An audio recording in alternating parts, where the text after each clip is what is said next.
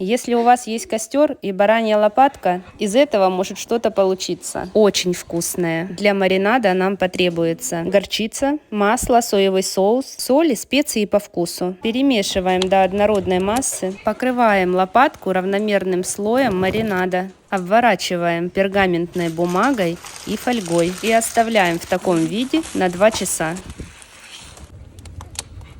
Закидываем мясо в мангал и накрываем. Подождать придется минимум 2 часика. Аккуратно достаем, удаляем фольгу и бумагу. Мясо получилось ароматное и мягкое. На углях придаем мясу золотистый цвет и запах дыма. Приятного аппетита!